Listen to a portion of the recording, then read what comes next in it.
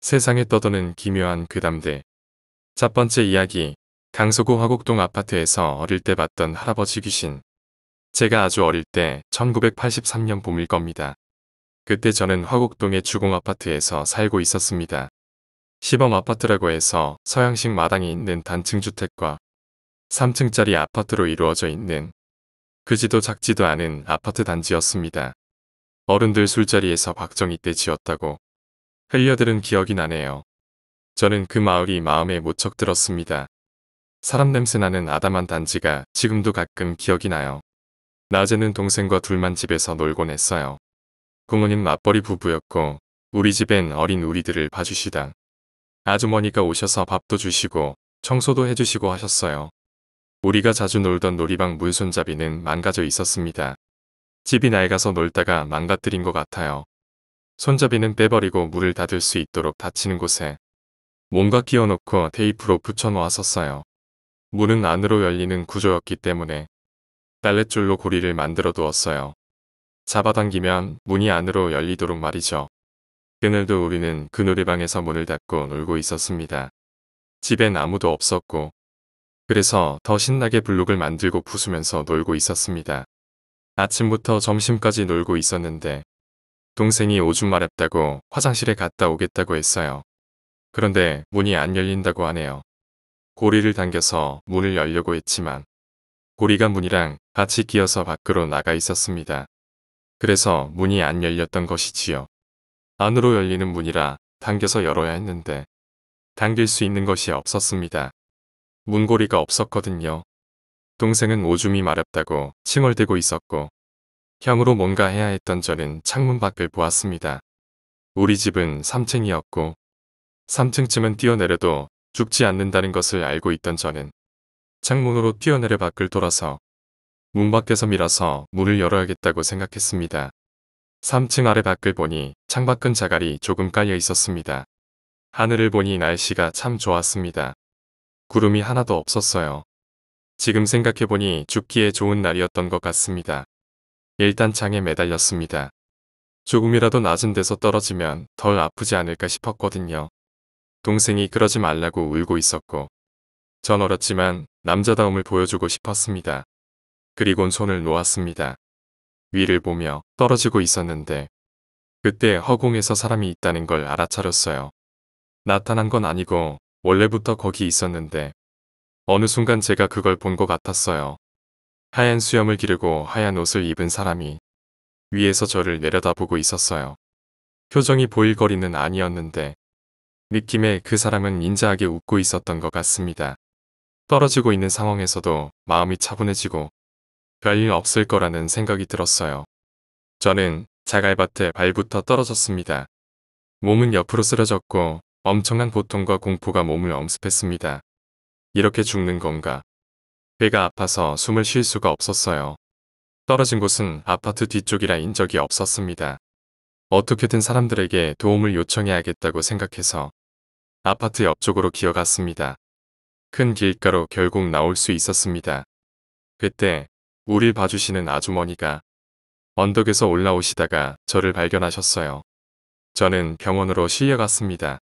부러진 곳은 없었고 발뼈에 금이 조금 갔다고 했어요. 며칠 입원하는 동안 간호사 누나들이 절 보고 웃고 지나가곤 했습니다. 그 수염 할아버지는 누구였을까? 왜 거기 있었을까? 하는 생각을 했지만 주위에 물어봐도 아이의 말은 아무도 믿어주지 않았습니다. 어릴 때는 그 할아버지 덕분에 내가 무사했던 거라고 생각했었는데 지금은 그땐 가벼웠고 발부터 떨어져서 크게 다치지 않은 거라고 생각합니다.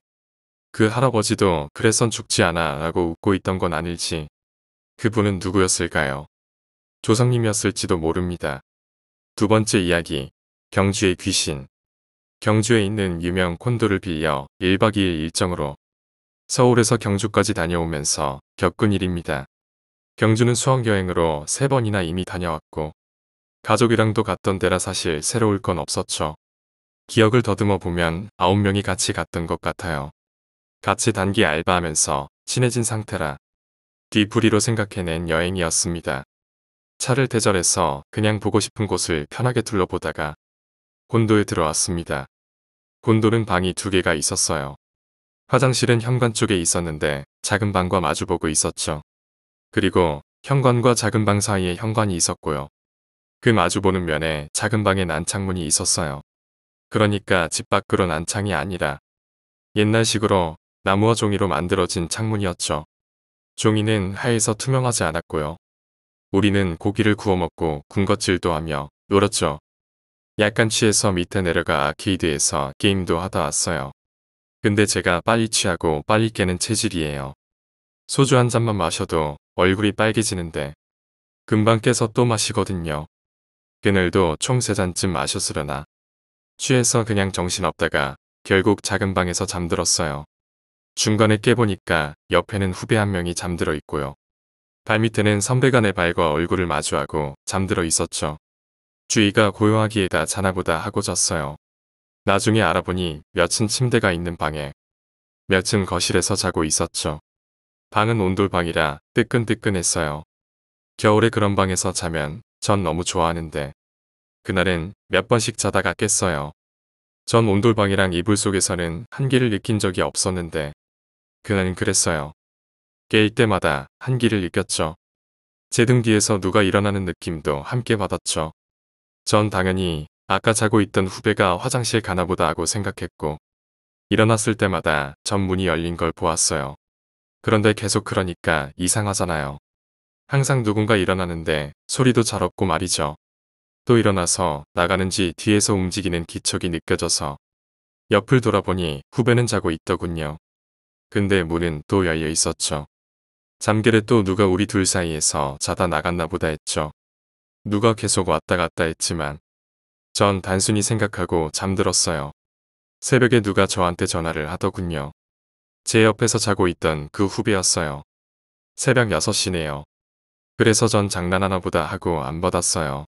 그리고 문을 보려던 차에 그 현관 쪽 창문에서 계속해서 양옆으로 움직이는 그림자를 봤죠. 분명 사람 형상이었어요. 그림자라 생김새는 없지만 작았어요. 키도 작고 얼굴과 몸집도 작았고 주인은 고요했죠. 그때는 언뜻 후배 중 누구겠지라고 편하게 생각해버리고 다시 잠을 청했어요. 그 후배도 키가 작거든요. 그런데 나중에 생각해보니 그 후배 머리는 많이 길었습니다. 제가 본 건 남자 바가지 머리 같은 모양이고요. 다시 일어났을 때 7시 반이었고 아까 전화했던 후배는 아침밥을 준비하고 있었어요. 새벽에 왜 전화했냐고 물어보려다가 아침밥을 준비하는 게 바빠 보여서 묻지 않았어요. 밥을 먹고선 별일 없이 다시 서울로 향했습니다. 서울로 가는 도중 밤에 제 옆에서 잤던 그 후배가 말을 꺼냈어요. 언니 저 어젯밤에 무서워 죽을 뻔했어요.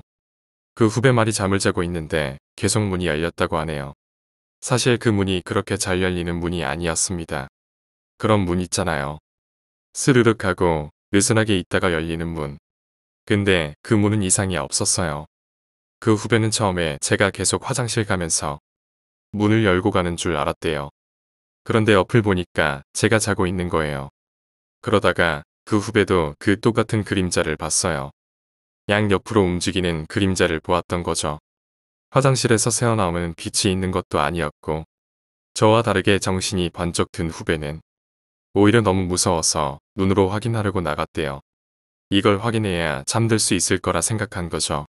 그런데 아무도 없었다고 하네요. 결국 그 후배도 키가 작은 또 다른 후배였다고 생각했어요. 그래서 그 아이를 확인하러 갔더니 침대방에서 자고 있더래요. 갑자기 온몸에 소름이 돋으면서 너무 무서워진 후배는 콘도로베로 나갔고 한참 배회하다가 두려움이 좀 사라지자 다시 들어오려고 했는데 카드키를 안 가져왔던 거죠. 그래서 저한테 전화했던 거고요. 그런데 그 시간에도 그 그림자는 여전히 거기 있었고요. 둘이 겪은 게 너무 일치해서 신기했고 갑자기 등골이 오싹해지더군요. 무슨 변고가 있었던 건 아니지만 지금도 생각하면 괜히 등 뒤를 돌아볼 수 없게 만드는 기억입니다. 세 번째 이야기, 가위녀. 어릴 적 우리 동네에는 가위녀라고 불리는 정신이 이상한 여자가 있었다. 30살이 조금 넘었을까. 긴 머리는 까치집을 지은 채 언제나 무엇인가를 중얼거리며 웃고 있었다. 가위녀라는 이름답게 그녀는 언제나 가위를 가지고 사각사각 허공을 자르곤 했다. 자칫 위험할 수 있는 흉기를 휴대한 탓에 종종 경찰관이 가서 주의를 주곤 했다. 다행이라고 할지 다른 이들에게 가위를 들이대는 일은 없었고 자기 집 주변에만 앉아 있었기에 크게 문제는 되지 않았던 것 같다. 하지만 가위녀는 내가 초등학교를 졸업할 무렵 이사를 간 것인지 죽은 것인지 어느새 모습을 감췄다. 그리고 중학교에 들어갈 무렵 나는 친구 몇 명과 담력시험을 하러 가기로 했다. 장소는 이제는 아무도 살지 않는 가위녀의 집이었다. 산기슭에 외로이 있는 슬레이트 지붕의 단층 집이었다. 다들 조금씩 들떠 있었지만 어두운 데다 음침한 분위기의 집이 보이자 겁이 나기 시작했다. 하지만 나는 마침 같이 왔던 여자아이에게 반해 있었기 때문에 멋진 모습을 보여주고 싶은 마음에 혼자 앞장서서 들어갔다. 실내는 쓰레기나 실과 구슬 같은 것이 잔뜩 떨어져 있어서 발 디딜 곳도 없었다.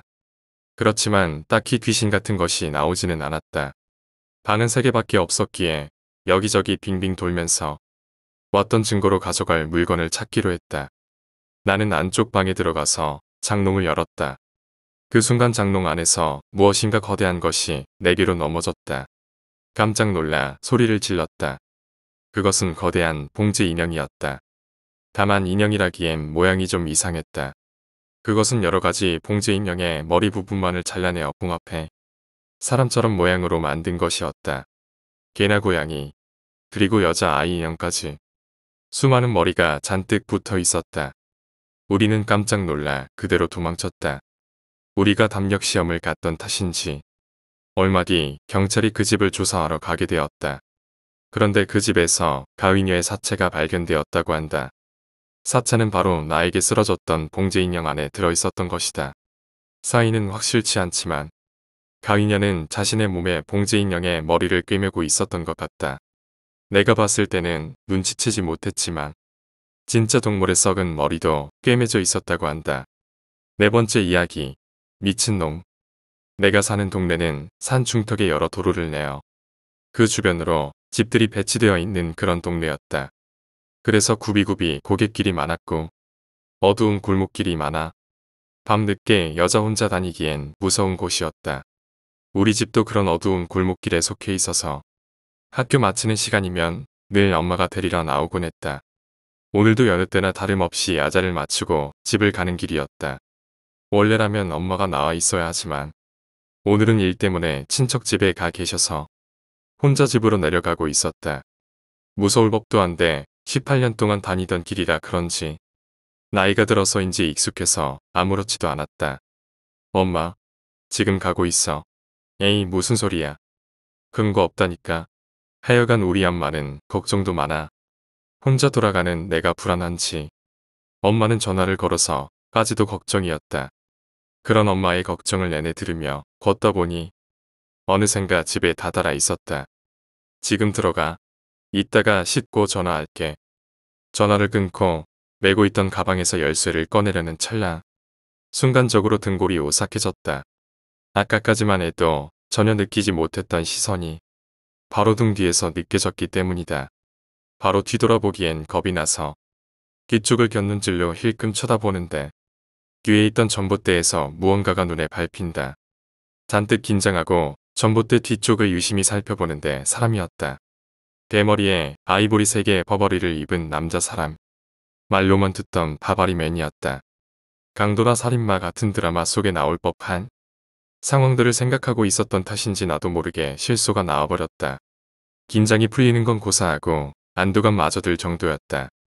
그리고 실제로 마주친 건 처음이라 그런지 조금 궁금해서 여기저기 살펴볼 요령으로 보는데 두 눈부터 마주쳐버렸다. 바바리맨은 내 눈을 뚫어 저라 쳐다보더니 갑자기 희죽하고 웃었다. 순간 뭐 저런 게 다 있나 싶어 욱해버렸다. 얼굴이나 특징을 기억해뒀다가 경찰에 신고나 해야겠다 싶어 머리부터 찬찬히 하나하나 뜯어보며 시선을 내렸는데 내가 잘못 봤나? 설마 그럴 리가. 다시 한번 머리부터 다리까지 내려보는데 진짜 없다. 공포의 시작은 깨닫는 것부터라고 했던가. 다리가 사시나무 떨리듯 덜덜 떨린다. 처음에 호기심과 안도감 따위는 온데간데 사라지고 극심한 공포만 남아있었다. 그 자리에서 벗어나기 위해 기분 나쁜 두 눈을 계속 마주한 채 나는 손을 덜덜 떨며 문을 열려고 애를 썼다. 바바리맨의 기분 나쁜 눈웃음은 그칠 줄을 몰랐다. 문이 열리자마자 나는 그 자리에서 도망치듯 집으로 뛰어들어갔다. 그리고 엄마한테 울며 전화를 했다. 엄마가 올 때까지 이불을 뒤집어쓰며 덜덜 떨고만 있다가 이내 나는 엉엉 울어버렸다. 있어야 할 게 없었다.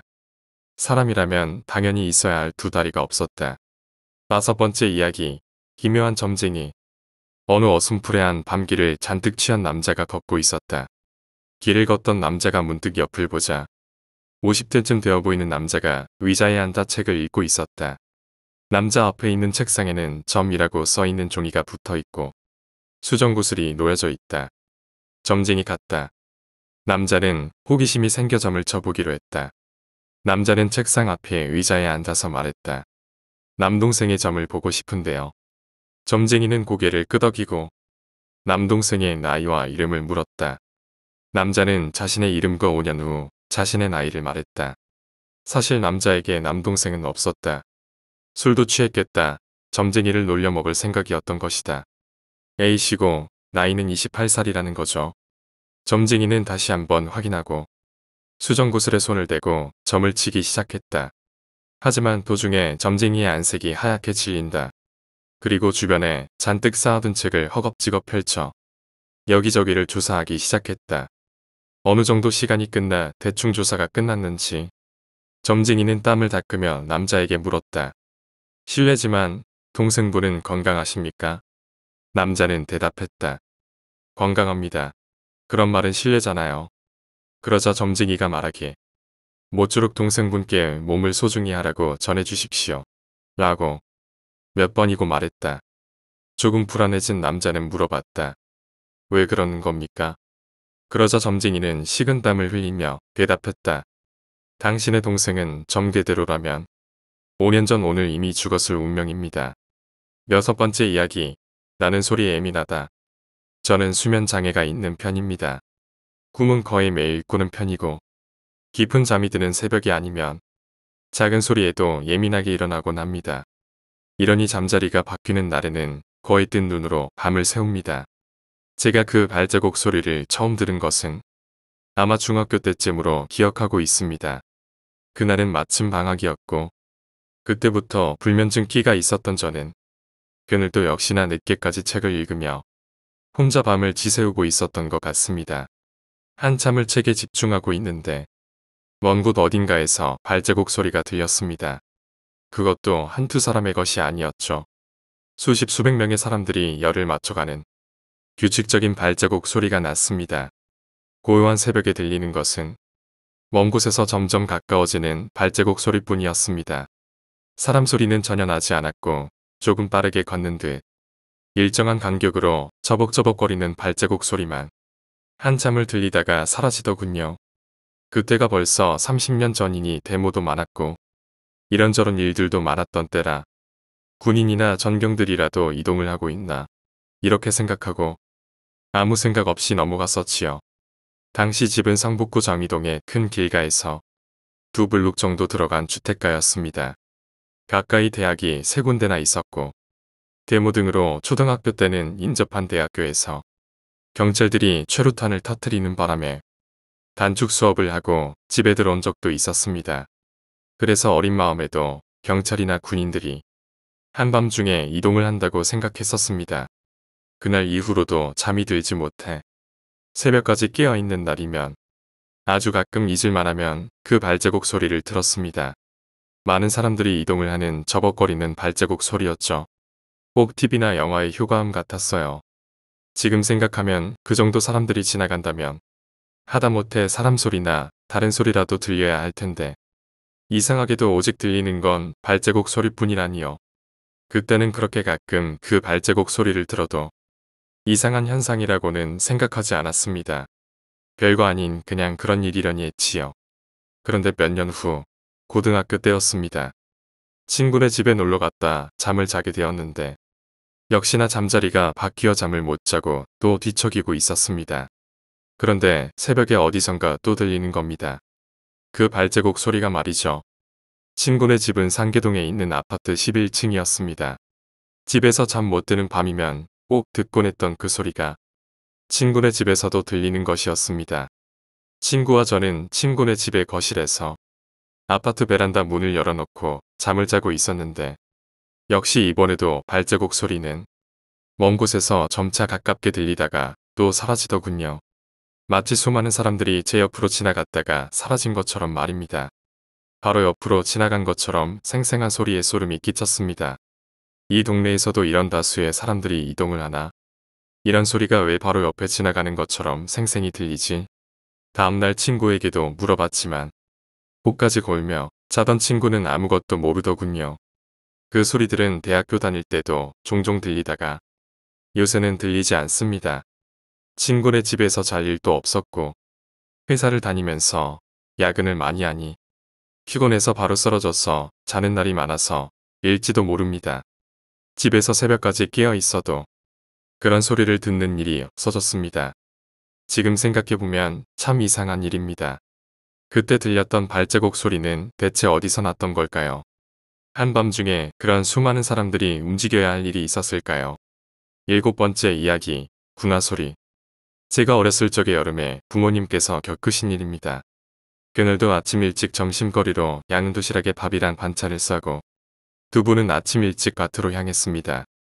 아침에 밭에 가서 저녁 때 올 요량으로 도시락을 싸가셨던 모양입니다.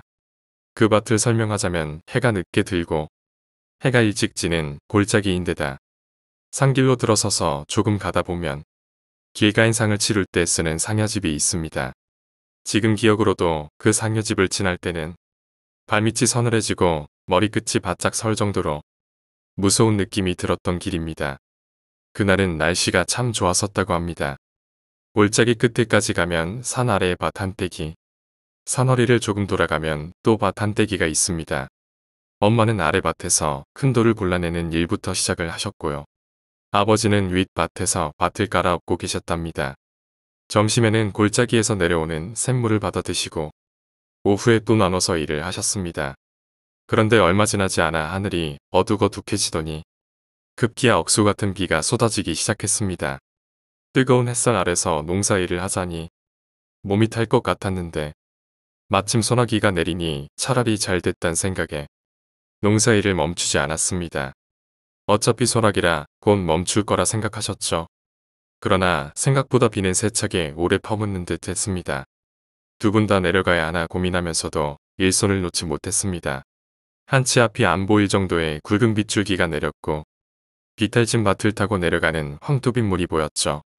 엄마는 괜한 걱정에 큰 소리로 아버지를 부르셨습니다. 여보, 우리 그냥 집에 가요.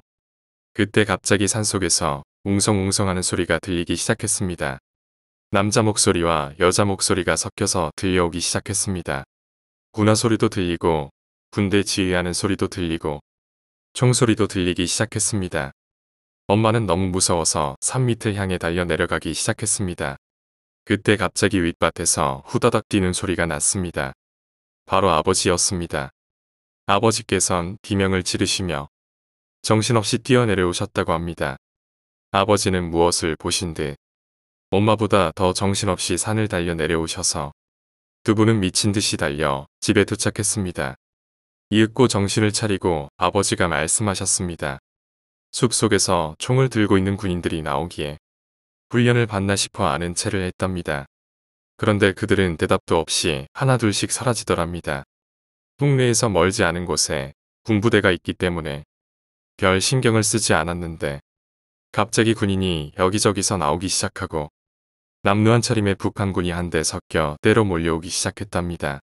피를 흘리는 사람과 팔다리가 없어 절뚝거리는 사람들이 보였고 그리고 표정들이 하나같이 창백했었다고 합니다. 아래밭에서 어머니가 들었던 총소리와 군화소리가 그 소리였던 모양입니다. 참고로 저희 시골은 한국전쟁 때 유명한 격전지 중에 하나였다고 합니다. 그래서인지 여름이 되면 그들의 유령이 종종 목격된다고 하네요. 8번째 이야기, 고시원 괴담. 그 일이 있은 뒤로는 몇 년 동안은 잠잠했다. 나이를 먹어감에 따라 그 일에 대한 기억도 점점 흐릿해져 갔다. 대학을 입학하고 자취방에 들어오면서 다시 그 일이 하나씩 기억나기 시작했다. 맨 처음에 그것을 다시 보게 된 건 작년 9월 달이었다. 막 고시원에 들어오고 들뜬 날이었다. 새벽까지 술을 마시고 비틀대며 고시원으로 가고 있었다. 고시원으로 들어가는 길목이 음식점이 껴있는 골목이라 항상 사람들이 많은 곳이었다. 느끼지는 못하지만 그런 안정감을 줬다. 그런데 새벽 시간대에는 그렇게 의심스러울 수가 없다. 비틀대며 고시원 쪽으로 걸어가고 있는데 전구가 깜빡깜빡이는 게 그때 당시에는 매우 기분이 나빴다. 멀어도 튀어나올 듯한 분위기였다. 전봇대 쪽에는 쓰레기들이 쌓여있는 걸 본 적이 있을 것이다. 그런 쓰레기들로 둘러싸인 깜빡거리는 전봇대 아래에 누군가 서 있었다. 술이라도 마셨나? 고개를 떨구고 가만히 있었다. 음악을 하는 사람인가? 머리가 엄청 길었다. 그때는 무지하게 취해서 그냥 취한 놈이 전봇대에서 자나보다라고 생각을 했다. 대충 씻고 잠자리에 들려고 하는데 갑자기 어릴 적 겪었던 일이 생각났다. 그 일이 왜 생각났는지는 모르겠다. 완벽히 매치가 됐다. 그 차가움과 머리카락, 그리고 그 분위기. 원래 겁이 없는 편이고 잘 놀라지도 않는 나인데 그때는 머리카락이 찝게 써는 걸 느꼈다. 그 밤은 그렇게 뜬 눈으로 지새고 말았다. 다시 그것을 보고 난 후에 두 번째로 본 것은 아니 정확히는 본 게 아니라 느낀 거다. 작년 11월 달에 내 생일이 지나고 얼마 지나지 않은 날이었다. 보통 사람이라는 게 누군가 자기를 쳐다보거나 자기 근처에 있는 걸 느낄 수 있다.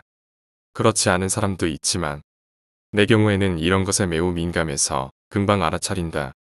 내가 지금도 사는 고시원에 구조가 방문 옆에 침대가 있고 침대 위로 해서 책상이 있는 그런 좁은 방이다. 한마디로 방문을 조금 열어두면 고시원 복도로 누가 지나가는지 볼 수 있는 그런 구조다. 그날 밤에는 방이 찜통 같아 답답해서 문을 조금 열어두고 자고 있었다. 그렇게 자고 있는데 갑자기 잠이 확 깼다. 좁은 복도 사이에 누가 지나가는 소리에 깼나 보다. 다시 잠을 청하려고 하는데 느낌이 좋지 않았다. 머리를 문 반대 방향으로 돌리고 눈을 감고 있었다. 누군가 나를 쳐다보는 듯한 느낌이 들었다. 지금 돌아보면 그때처럼 안 좋은 일이 일어날 것 같아. 끝까지 눈을 감고 고개를 돌리지 않았다. 방문이 조금 열렸다. 아무것도 안 했는데 말이다. 누군가 문을 밀었다. 분명하다. 계속해서 쳐다보는 듯한 느낌이 들었다. 나는 어떻게 해야 할까? 잠은 오지 않는다. 그것이 쳐다보고 있을 때부터 움직이지 않았다.